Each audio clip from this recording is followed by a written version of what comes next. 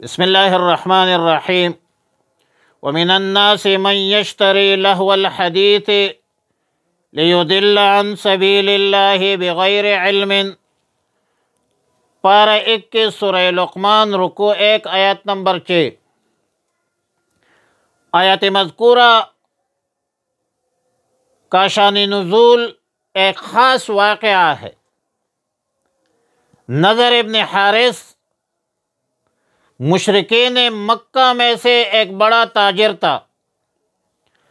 تجارت کے غرض سے مختلف ممالک کا سفر کرتا رہا، ملوک فارس اور شاہان عجم کے تاریخی قصے سناتا تھا، اور یہ کہتا تھا کہ رسول اللہ صلی اللہ علیہ وسلم آپ لوگوں کو قوم عاد، قوم ثمود اور سابقہ کے قصے سناتے ہیں، اور میں تمہیں رستم اور اسفندیار کے قصے سناتا ہوں۔ اور لوگ بھی گمراہ لوگ تھے، بڑے شوق سے، بڑے رغبت سے سنتے تھے، کیونکہ ان قصوں میں نہ کوئی تعلیم تھی، نہ کوئی اخلاق تھی، نہ کوئی قابل عمل تعلیمات تھی۔ کذا فی البیہقی در منصور میں سیدنا عبداللہ ابن عباس رضی اللہ تعالی عنہما سے روایت ہے کہ نضر ابن حارث باہر ممالک سے گانے والی لونڈیاں خرید کر مکہ مکرمہ میں لاتا تھا، اور کہتا تھا کہ رسول اللہ صلی اللہ علیہ وسلم تمہیں قرآن سناتا ہے، روزہ رکھنے کا حکم دیتا ہے، نماز پڑھنے کا حکم دیتا ہے، اور آؤ میں تمہیں گانے سناتا ہوں۔ آیت مذکورہ میں لہو الحدیث، لہو کا معنی ہے غفلت، اور حدیث کا معنی ہے باتیں اور قصے۔ لہو ہر اس چیز کو کہتے ہیں جو انسان کو ضروری کاموں سے غافل کرے، انسان کو ضروری کاموں سے غفلت میں ڈالے۔ اور سیدنا عبداللہ ابن مسعود رضی اللہ تعالی عنہما، سیدنا عبداللہ ابن عباس رضی اللہ تعالی عنہما فرماتے ہیں کہ لہو الحدیث سے مراد گانا بجانا ہے، غنا ہے، جو انسانوں میں گانا بجانے سے انسانی مزاج میں نفاق پیدا ہوتا ہے۔ الغنا ينبت النفاق۔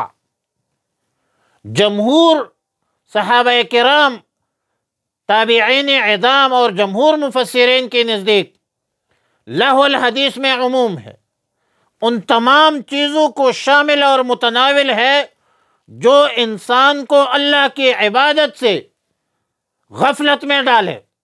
اور امام بخاری رحمۃ اللہ علیہ کتاب المفرد میں، اور امام بیہقی نے اپنے سنن میں لہو الحدیث کی تفسیر یہ کہ هو الغنا و اشباہ، یعنی گانا بجانا اور اس کے مشابہ دوسری چیزیں۔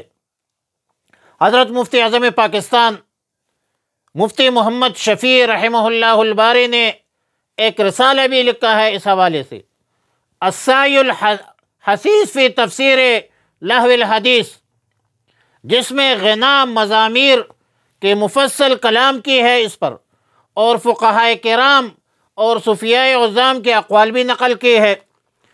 تفسیر کشاف اور تفسیر روح المعانی لکھتے ہیں کہ لہو لعب الفاظ قرآن کریم، الفاظ قرآن بطور مذمت اور مذمت کے مواقع پر استعمال ہوتا ہے قرآن کریم میں۔ ہاں، 3 چیزیں ایسی ہیں جو ابو داود شریف، ترمذی شریف، نسائی شریف، ابن ماجہ میں عقبہ ابن عامر رضی اللہ تعالیٰ عنہ سے روایت ہے کہ لیس من اللہو ثلاث تدیب الرجل فرسہ، 3 چیزیں وہ لہو لعب میں داخل نہیں ہے۔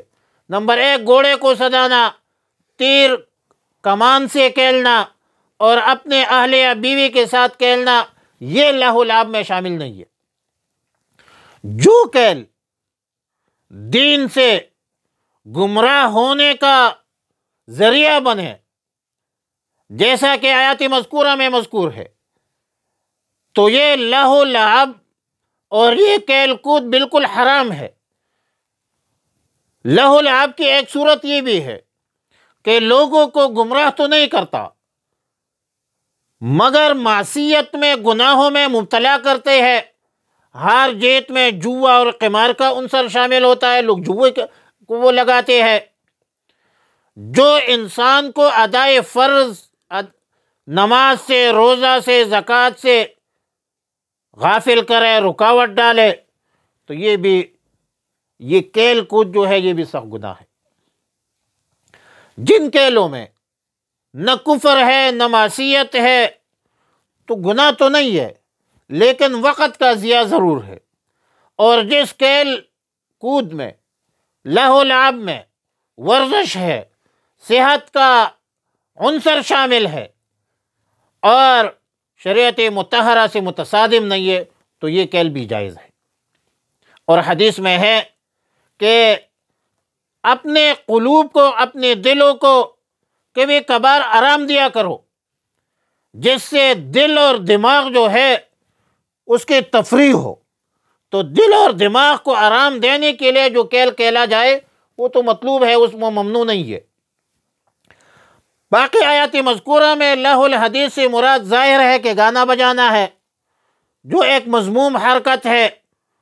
ابن حبان نے ابو موسیٰ اشعری رضی اللہ تعالیٰ عنہ سے روایت نقل کی ہے کہ رسول اللہ صلی اللہ علیہ وسلم نے فرمایا کہ لیشربن ناس من امتی الخمر، میرے امت کے کچھ لوگ شراب کو اس کا نام بدل کر پئیں گے۔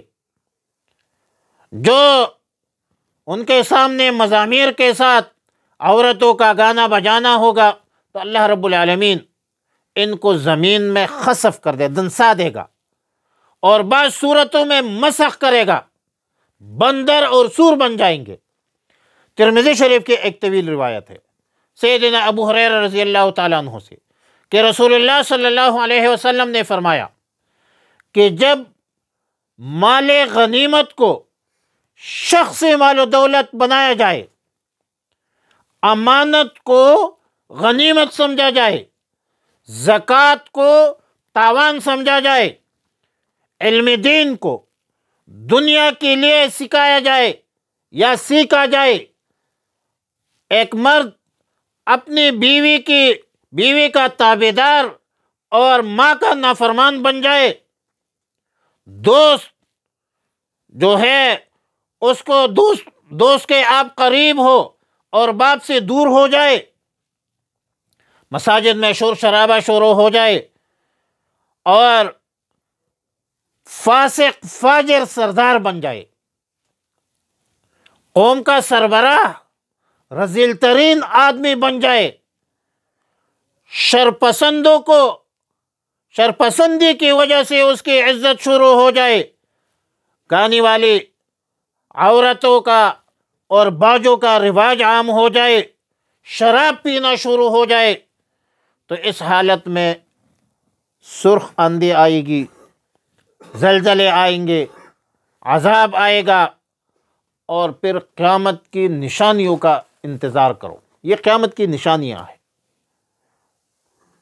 فرمایا وَمِنَ النَّاسِ، وَمِنْ بَعْضِ النَّاسِ، اور بعض لوگ ایسے ہیں، مَن یشتری لہو الحدیث، جو خریدتا ہے فضول کلام، لیضل، تاکہ گمراہ کرے، عن سبیل اللہ، اللہ کے راستے سے، بغیر علم، بغیر علم کے، وَيَتَّخِذَهَا ہزوا، اور اس کا مذاق اڑائے، اولئک لہم عذاب مہین، انہی لوگوں کے لیے رسوا کرنے والا عذاب ہے۔